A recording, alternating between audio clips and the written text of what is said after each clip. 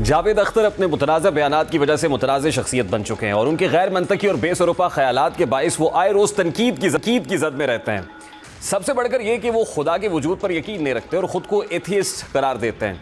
जिस पर मजहबी हलकों में शदीद रद्द-ए-अमल पाया जाता है। अब हालिया दिनों में खुदा के वजूद पर इस्लामी स्कॉलर मुफ्ती शुमाइल नदवी से एक तफसीली मुबाहिसे के दौरान जावेद अख्तर उस वक्त लाजवाब होकर रह गए जब उनके पेश करदा दलाइल मंतकी वजन बरकरार न रख सके। तकरीबन 2 घंटे जारी रहने वाले इस मुनाजरे में जावेद अख्तर ने इल्हाद के रवायती नकात दोहराए, लेकिन मुफ्ती शुमाइल नदवी ने नहायत संजीदा, मुदल्लल और इल्मी अंदाज में इन नकात का जवाब दिया। मुनाजरे के दौरान एक अहम मौका पर जावेद अख्तर ने यह मौक़िफ़ अपनाया कि अक्सरियत कभी भी हक या सच का मयार नहीं हो सकती, जिसके जवाब में मुफ्ती शुमाइल ने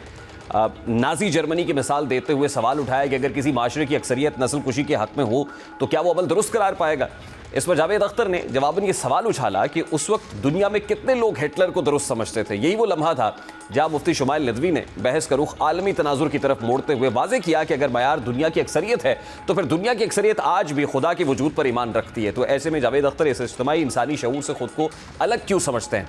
अब इस नुक्ते ने जावेद अख्तर के मौक़िफ़ को दाखिली तज़ाद का शिकार कर दिया और वो अमनन खामोश हो गए और खामोशी इख्तियार करने पर मजबूर नजर आए। मुफ्ती शुमाइल नदवी ने किस जावेद अख्तर को अपनी मजबूत दलीलों से नॉकआउट किया, ज़रा इस मनाजरे की एक झलक आपके सामने रखता हूँ। भारतीय शहर दिल्ली में जिस अंदाज में ये मनाजरा कंडक्ट किया गया है वो भी देखने से ताल्लुक़ रखता है। बड़े खूबसूरत अंदाज में दोनों जानिब से दलाइल आए और ज़ाहिर है दलाइल के ज़ोर में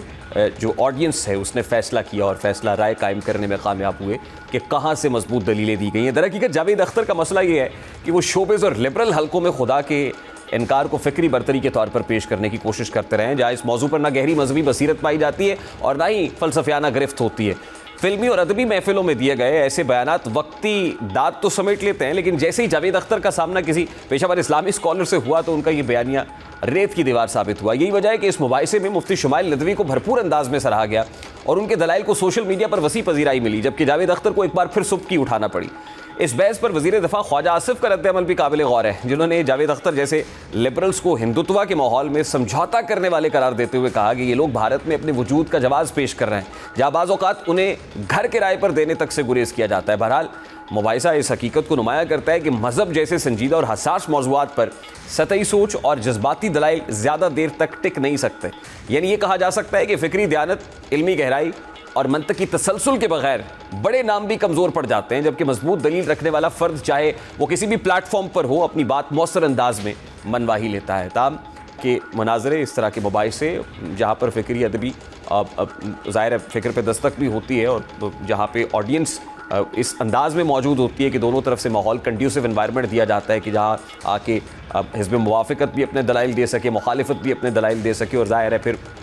मुबाहिसे या मुज़ाकरे का जो खूबसूरत पहलू होता है वो यही होता है कि मौके पर मौजूद ऑडियंस जो हाज़रीन हैं या देखने वाले नाजरीन हैं वो फ़ैसला करते हैं कि दलाइल कहाँ से मजबूत थे। तो ताम सोशल मीडिया पे जिस अंदाज में ये वीडियो वायरल हो रही है, देखने वाले बखूबी अंदाज़ा कर सकते हैं कि दलीलें कहाँ से मजबूत थी, किसकी गिरफ्त मजबूत थी और कौन जो है अपनी राय को मनवाने में कामयाब हुआ।